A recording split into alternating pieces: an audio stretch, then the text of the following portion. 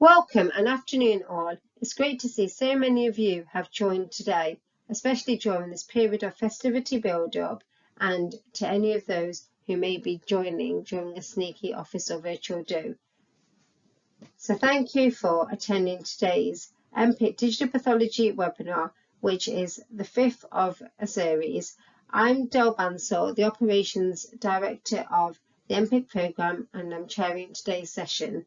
So firstly, just a brief reminder, NPIC has two main aims: to clinically deploy digital pathology across a national footprint. So we are aiming to deploy within the next 12 to 18 months technology within 30 to 40 hospitals, and alongside that be supporting research in digital pathology and artificial intelligence.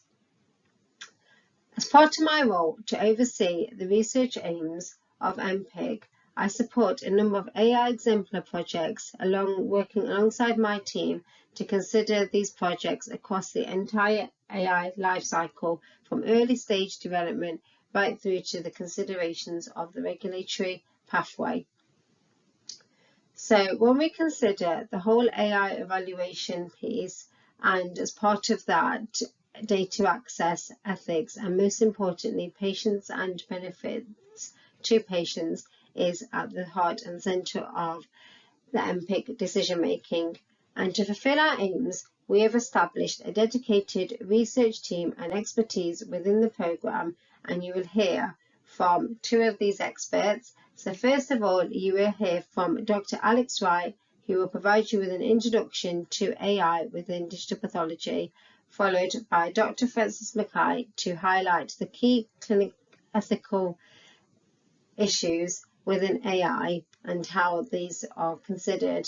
So please sit back and enjoy these two exciting topics, and I will see you again at the end to pick up any questions. Please add any questions that you may have in the chat. Thank you. I'm going to hand over to Alex now. Hi everyone, my name is Alex Wright. I'm the systems lead here at NPIC, and the objective of my talk today is to provide an introduction to AI in digital pathology. So firstly, a brief background to me. My digital pathology journey started back in 2006 as an undergrad, applying image analysis techniques to whole slide images. I then worked in the section of pathology at the University of Leeds, developing algorithms for clinical trial studies, as well as the virtual pathology website and the supporting infrastructure. I then did a part-time PhD, applying what's now known as classical AI to colorectal cancer whole slide images, and then joined NPIC a couple of years ago as part of the technical deployment team to roll out our national pathology system with a view to supporting research. So before we start, I should point out this talk assumes no knowledge of computer science or AI, and it's been split into three main sections. So digital pathology imaging, image analysis and AI, and the application. Now, as you might expect, imaging has been part of pathology for a very long time. And this slide shows examples of medical imaging from over 100 years ago. As you can see, the illustrations are both of macro and microscopic pathology tissue, and they were sketched, drawn or painted at Leeds and created as educational materials. I think we can all agree that they're fantastic pieces of art in their own right, and thanks to Aidan Hindley, we've digitized them for the general public to view on our website, and you can see the link at the bottom. So let's fast forward to today, and we now have whole slide images. These are glass slides scanned at a very high resolution. So in the case of our clinical lab, we scan at about 400 times optical zoom, and that resolution is about 1/4 of a micron per pixel.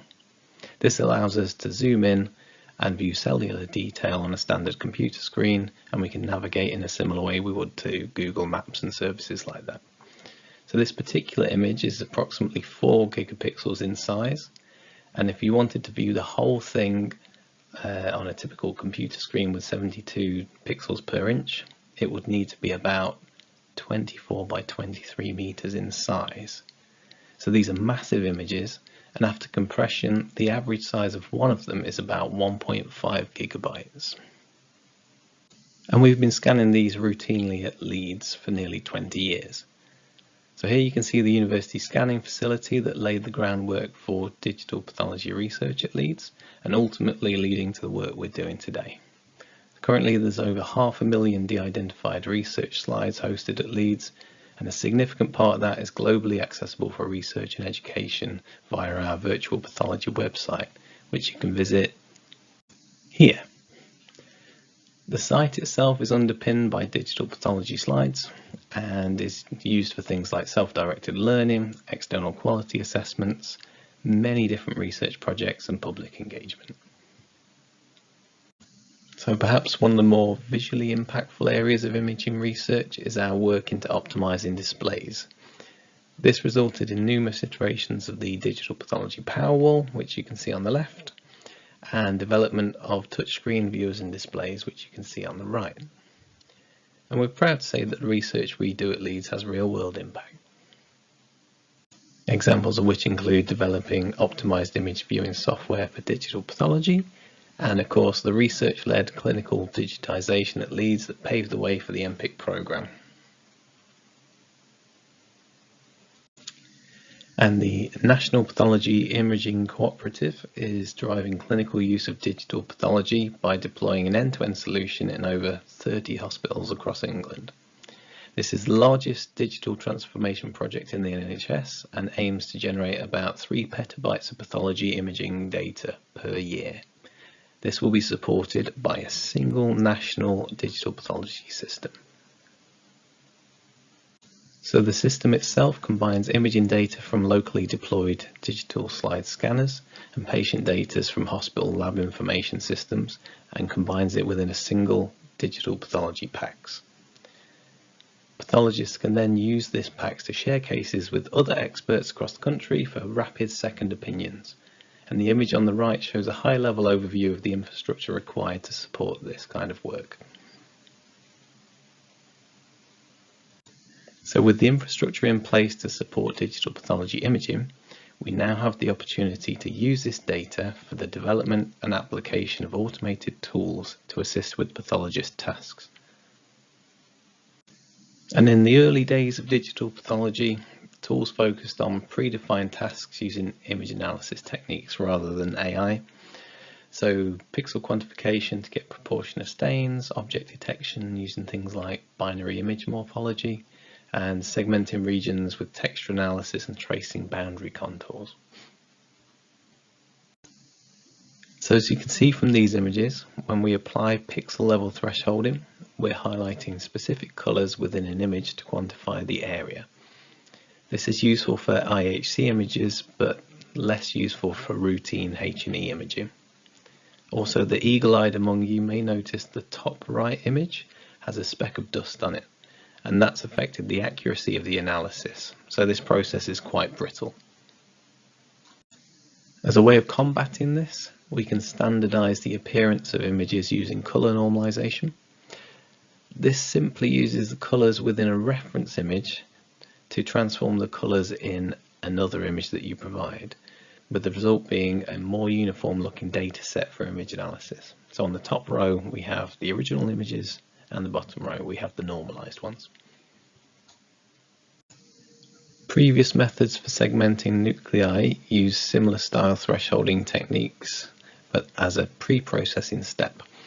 So that means foreground pixels can be separated from the background, and then we identify objects of interest within that foreground.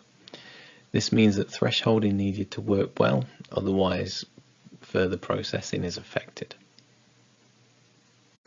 With traditional machine learning techniques, however, we can classify images based on visual characteristics that we call features. Features are represented as numbers so that an AI algorithm can use them to predict an outcome given an observation. In this example, we have an image split into patches, and the pathologist will classify the type of tissue within each image patch. The algorithm will then apply image processing techniques to extract image features and create a set of numbers describing that image. Then the algorithm will learn to predict the classification when it sees a certain combination of those numbers. The process internally validates itself using the pathologist's labels until a predetermined number of cycles or a tolerable accuracy level has been met, And then once complete, we call that a trained algorithm. At that point, we can pass images it's not seen before and then evaluate its accuracy.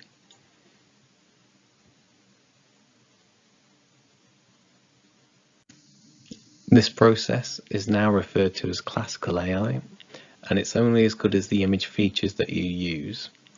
This means if you generate features that don't help distinguish between the classes, the algorithm won't perform well. And similarly, if your classes are visually similar, then the features will need to represent the differences. So if we have these images of labradoodles and fried chicken, a bad feature might be something like colour, or maybe the texture, because they're very similar. And a better feature might be the presence of eyes and a nose. So manually selecting image features isn't ideal, but modern AI techniques automatically learn appropriate features themselves.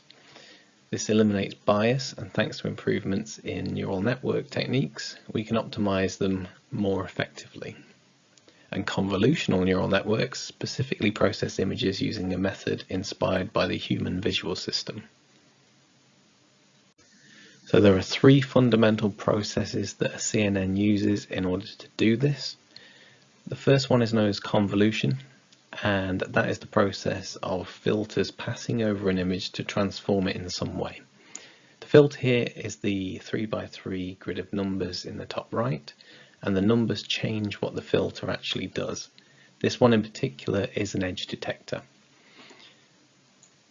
The next process is called activation, and that simply scales the output of the convolution. In this case, the non-negative values are set to 0. And then finally, we have pooling. This is a method of downsampling by taking the maximum pixel value within a specified window.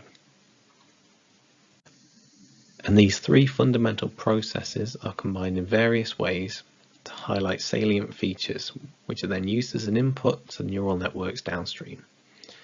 So when we take, for example, an image of a car, the earlier stages will process very small elements of the image, such as edges and corners. And then further along the network, the filters will start to represent higher level structures like wheels and doors. And then finally, in the later layers, we'll have full representations of cars. Once the convolutional stage is complete, then the image is flattened into a list of numbers, which acts as features to the neural network. So that means it can be trained to make a classification. One common problem is that modern AI is very complex and can have many parameters that are automatically adjusted to improve accuracy on a given training set. If we don't have enough examples, the algorithm will learn to identify features that are too specific for the image that it's seen. For example, if you train an algorithm to find cars and you only give it an example of green cars, it won't know what a red car is. And this is known as overfitting. So if we take the data points on the right as our training data, we can put a line of best fit on there to help us predict what the Y value is if we know the X value. And in this case, X would be an image feature.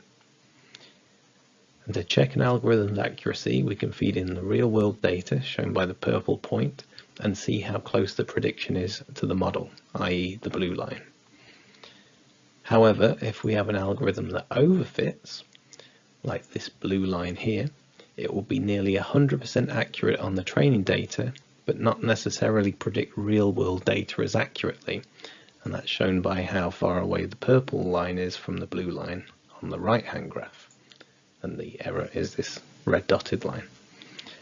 This is usually due to not having enough training data for the algorithm to learn on, but it's very difficult to know how much training data is needed for a specific task.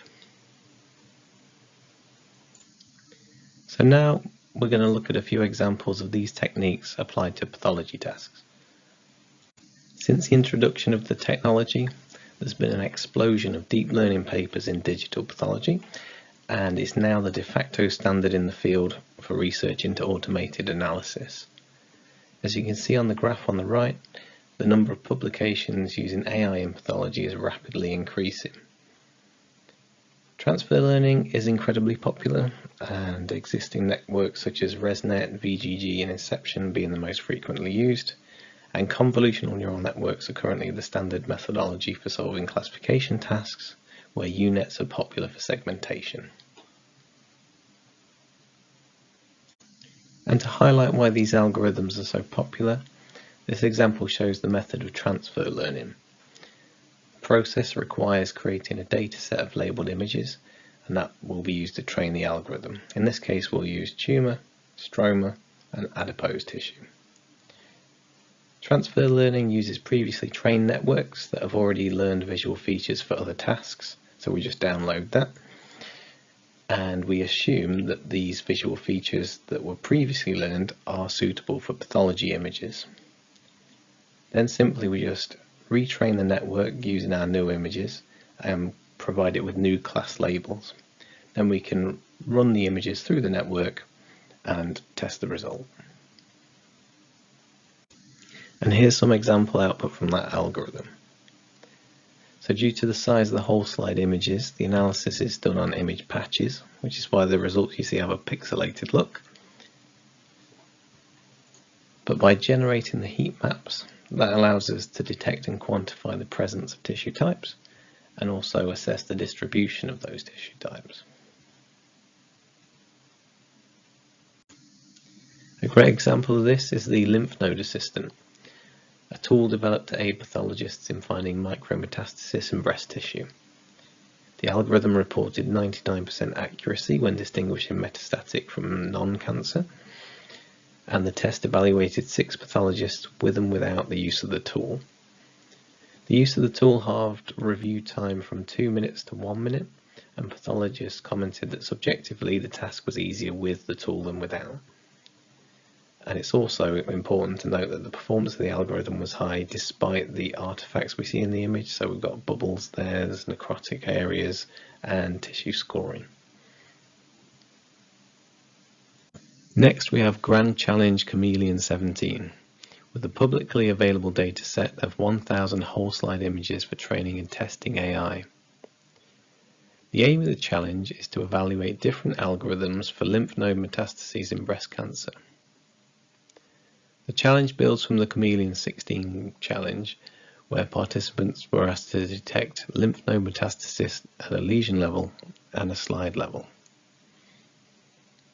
The new challenge requires combining detection and classification over multiple slide samples to generate one outcome using TNM pathological node staging. The current leader of the challenge uses a modified version of Google's Deep Lab 3 and achieves a kappa of 0.957. Eckler et al. Present a deep learning solution that identifies microsatellite instability and mismatch repair deficient tumours using H&E stain slides.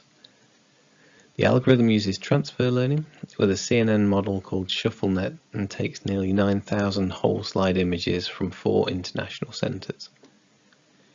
The algorithm uses hand-annotated tumour boundaries to limit the algorithm's processing area, and the probability of MSI and DMMR is predicted per patient. Validation is performed on 771 tumours and achieves an area under the curve of 0.95. Also, the algorithm improves with the addition of colour normalization to attempt to standardize the visual appearance of staining variation. And for the last example, we have automated Gleason grading of prostate cancer.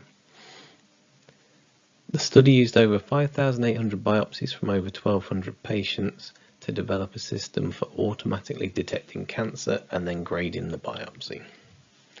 The AI solution used a modified UNet architecture in 2 stages and measured accuracy using kappa agreement against anonymized pathology reports.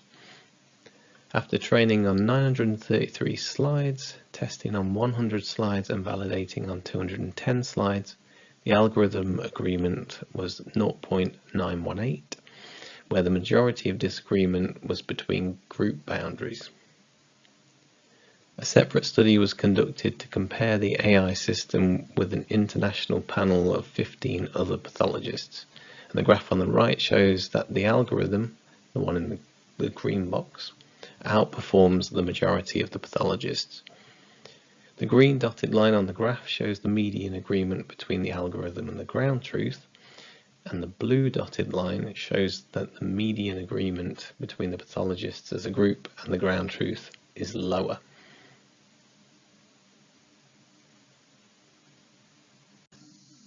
So to recap, digitization of pathology imaging has many benefits, including the potential for automation. The development of AI-assisted automation typically focuses on very specific tasks that are laborious for the pathologist. Modern AI techniques require a lot of data to learn, otherwise they won't generalize to real-world data.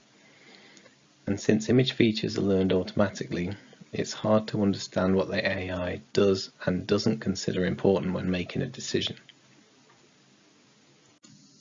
Hopefully this talk has helped give a background to what AI in pathology actually looks like and how it works. The scale of the work required to implement digital pathology imaging in routine clinical practice is a big barrier that we're starting to break down. As you've seen from the previous examples, state-of-the-art AI performance is reaching levels of accuracy comparable with pathologists for well-defined and granular tasks. In practice, algorithms would still need pathologist interpretation and judgment, and accountability to patients needs to be maintained. But hopefully, through the development of AI-driven assistive tools, we have an opportunity to alleviate pressures from increasing demand on pathology services. So I'd just like to close by saying thanks very much for listening, and I look forward to answering any questions you might have posted for me in the chat.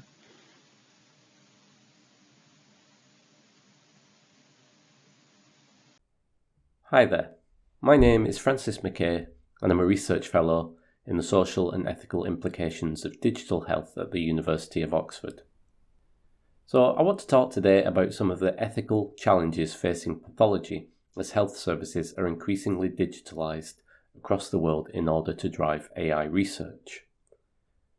Digital pathology is opening new avenues for AI-driven healthcare and research, but there may be poor understanding of what the ethical issues are, either because of the novelty of the approach or because of the complex ethics ecosystems surrounding health research. The point today, then, is to give an overview of some broad thematic areas, and the areas I'm going to focus on are those of privacy, choice, equity, and trust. Now, admittedly, none of these are particularly new to medical ethics, but they are key to developing digital pathology infrastructures that support public confidence. They therefore provide an important heuristic when thinking about transitioning to more digitalized and AI-driven workflows in the future. Before I explore these themes, however, I first want to say a little bit about my background to contextualize how I approach the topic. So, to be clear, I'm not a pathologist. Rather, my background is in medical and moral anthropology. That means I come to this as a social scientist interested in the social and moral impacts of new health technologies. And one key way in which I try to get at that, at least in the first instance, is by speaking to people and listening to what they have to say. I do this in order to diagnose stakeholder values and needs and to make recommendations based on that. Now, in anthropology, this speaking and listening to people is called ethnography, which is really just a shorthand term for a range of research methods encompassing interviews, archival research, media and document analysis, and most importantly of all, participant observation. So participant observation means precisely that. It's spending time with people not just observing, but also participating in the activities they engage in. In other words, it means immersing oneself in the activities people care about to get a grounded understanding of what matters to them. Now, for the past 2 years, I've been doing ethnographic research on digital pathology with the National Pathology Imaging Cooperative, and this has afforded me multiple opportunities to speak with and learn from not only experts in the field, i.e. data scientists, clinicians, pathologists, etc., but also patients and the public. And on that point, I should also acknowledge the important work of NPIC's Patient and Public Involvement Group here, since their deliberations with me and others in NPIC have shaped the insights generated here, and they deserve thanks for making digital health more responsive to patient values and needs. With that in mind, let me begin then with arguably the most pressing concern from both a patient and professional viewpoint, namely that of privacy. Now, I think it's uncontroversial to say that data privacy is a key ethical concern for most people. Medical information is, for obvious reasons, one of the most sensitive categories of personal data an organisation can possess. So it's perhaps unsurprising then to say that patients often express a desire for their information to be disclosed to only a select few trusted actors. In this regard, I think professional and patient views are largely aligned. Not only do patients demand privacy, but there are also multiple layers of protection already in place for it. These encompass both contractual and technical means, though it's largely the technical that can be a challenge for big data and AI-based work.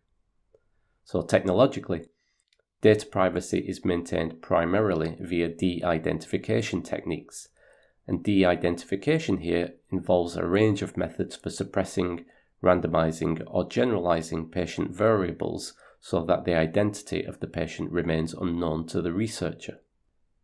Importantly, when information is de-identified this way, it may be deemed anonymous and thus falling within one of the multiple exemptions to patient confidentiality, meaning that it can be shared with others outside the direct care team, for instance, with researchers. Now, I say may here because there are concerns over terminology at this point, i.e., not everyone thinks anonymity and de-identification are synonymous, largely because re-identification risks make a distinction between the two necessary. In its strongest formulation, for instance, anonymity could mean having no possible way of identifying a data subject due to the link between data and subject being permanently erased. This has led some to distinguish, however, between anonymous and de-identified data in instances where it's possible to re-identify data subjects. Now, re-identification risks are hard to predict in general, as it depends upon a variety of factors such as who the data is shared with, what kind of data is shared, how it's shared, and significantly what other data is available in the world generally. That being said, it's a generally recognized possibility that re-identification risks may be increased by AI, or at least that previously de-identified variables might be re-identified, if not the whole identity of the person. For instance, there have been studies recently that suggested AI could infer race or sex from data that otherwise was thought to not have any such identifiable markers in it. Now granted, there are other measures to guard against re-identification, which mitigate risks like this further. For instance, even if a researcher could re-identify, they generally have a legal obligation not to do so. Regardless, the uncertainty surrounding re-identification risks for big data and AI-driven research suggests ongoing monitoring of data protection practices is necessary. All that being said, data protection measures overall work well, I'd argue, to protect privacy interests of data subjects with low, if not zero, risk of re-identification. And this seems to be the consensus, at least when talking specifically about medical images, which can be robustly de-identified. Part of my concern, however, is not necessarily with the risk of re-identification, but with the fact that privacy issues can sometimes eclipse other ways of thinking about ethics. And so, although privacy technologies need to be continually monitored and updated, it's also important to think of ethics more broadly than this, which brings us to the other themes. Following from the issue of privacy then comes the topic of choice. The more common term used in the ethics literature for this is autonomy, by which is meant having self-determination or self-governance regarding the things that are relevant to oneself. The term autonomy, however, can be a little obscure for some, and so I prefer the term choice here as a more easily understandable alternative, and I simply mean by it patients having some say in how, in this case, their medical data is used. So, one key mechanism for providing choice in medical ethics is consent. Fortunately, patients generally consent to having a biopsy in the hospital, so there's no issue there. Similarly, sharing digitalised biopsy data with the hospital team would seem to fall under, at least in the UK, the implicit consent needed for patient care. However, there is an interesting tension that can arise when sharing de-identified forms of that data for research. As mentioned, patient data is generally de-identified before sharing, and this means that the received data might be considered anonymous. One of the other benefits of anonymity, however, in addition to protecting patient privacy, is that it can speed up medical data sharing by removing the need for research ethics protections like consent. The idea here is that since data is anonymized, the interests of data subjects are overall protected, making certain other protections less necessary. And this accelerates data sharing by reducing the amount of work that needs to happen prior to giving data to researchers. And on this point, I should also say that this situation is not unique to the UK. Though different jurisdictions deal with the privacy of patient information in different ways, anonymity exceptions like this can be seen to enable the sharing of de-identified patient data without opt-in consent in many other countries across the world. So all this makes good sense from an ethical perspective. The question, however, is how do the public feel about this? And this is where things can get complicated. So, broadly speaking, there is, I'd say, general support for sharing de-identified medical data with researchers, but this can often be on condition of the patient having some say in where the data derived from them goes. Take the following, for instance, as one illustration of that. How do you feel about sharing your anonymised information with researchers? I asked during interviews. Sounds great, said one person, but ask me first. Talk to me about it beforehand, said another. Some people even suggested that their consent might come at a price. If you think you own my data, you can pay me for it, said one person. The point then is that people often expect some kind of choice in whether or how their data gets shared, similar to how they would if it was identifiable data. Ethically and legally, however, this isn't strictly speaking necessary. The question then is what is to be done about this? And in answering that question, I think it's important to be clear here about what the public expectation actually is.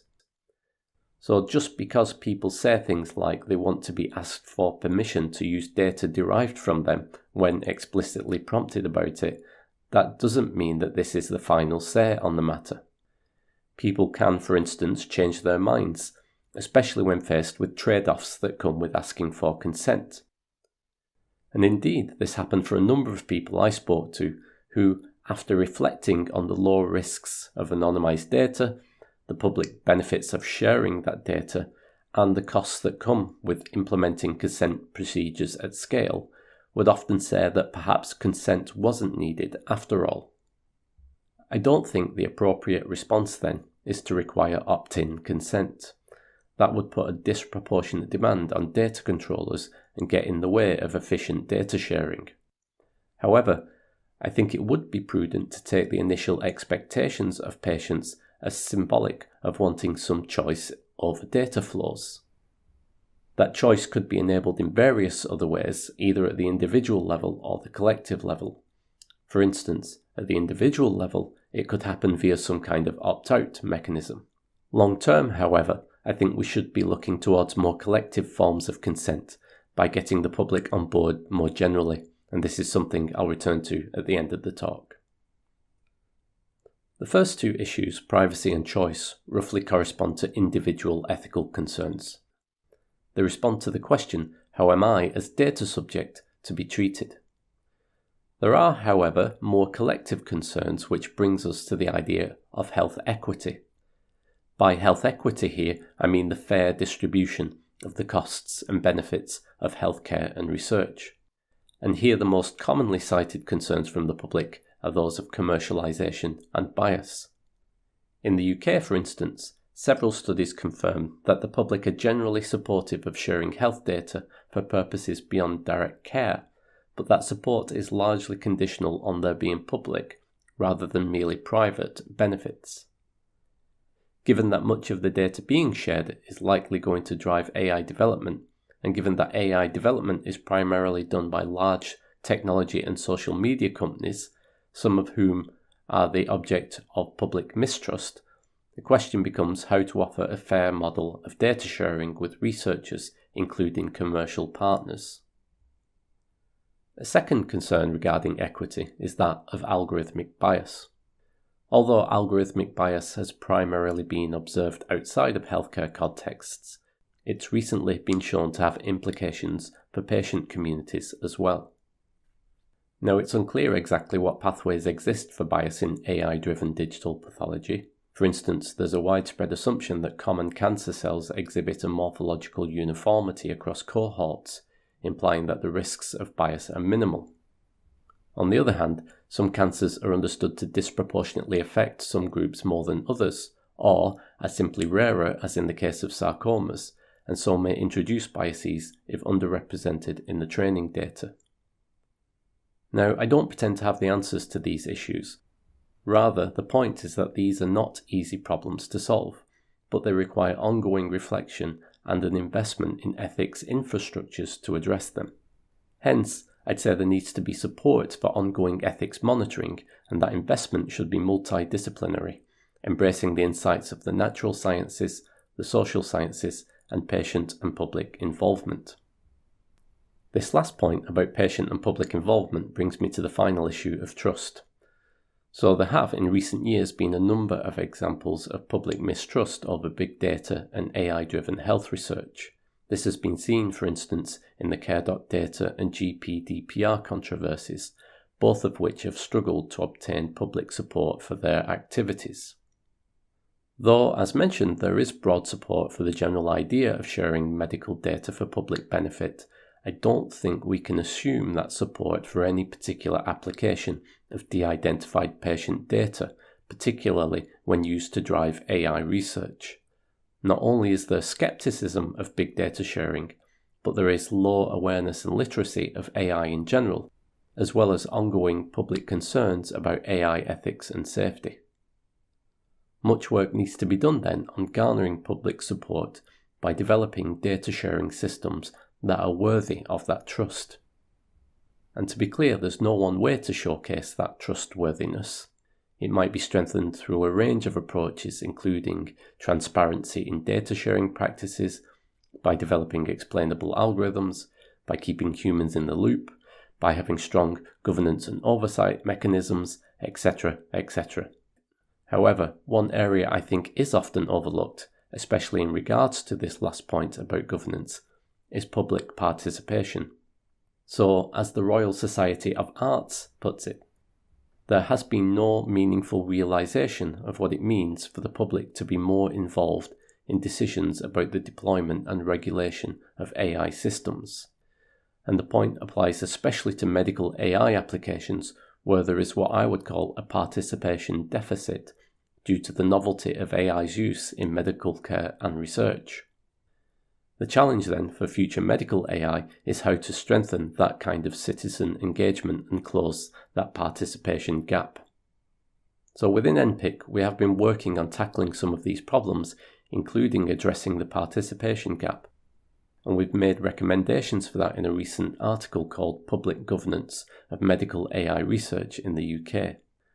However, rather than discuss our argument for that paper, I'll end with some brief recommendations based on what has been said so far, and which might be useful when thinking about how to ensure privacy, choice, equity, and trust in digital pathology. So first, I think it's important to continue to minimize risks to privacy through robust and up-to-date de-identification strategies, especially given the uncertainty around how AI impacts re-identification. Second, I think we need to provide opportunities for patients to have some say in how de-identified data moves at either the individual level or the collective level. So one short-term option would be to provide an opt-out mechanism here, but a more long-term approach should focus on developing strategies for gaining public support of data sharing more generally. Third, I think it's important that we continually reflect on the equity challenges of commercialization and bias with multidisciplinary teams, and to ensure that funding is available for that dialogue. And finally, I think we need to make sure that the public is engaged in a two-way discussion across all elements of the workflow, and to thereby improve the public governance structures of AI-driven research and care. Thank you.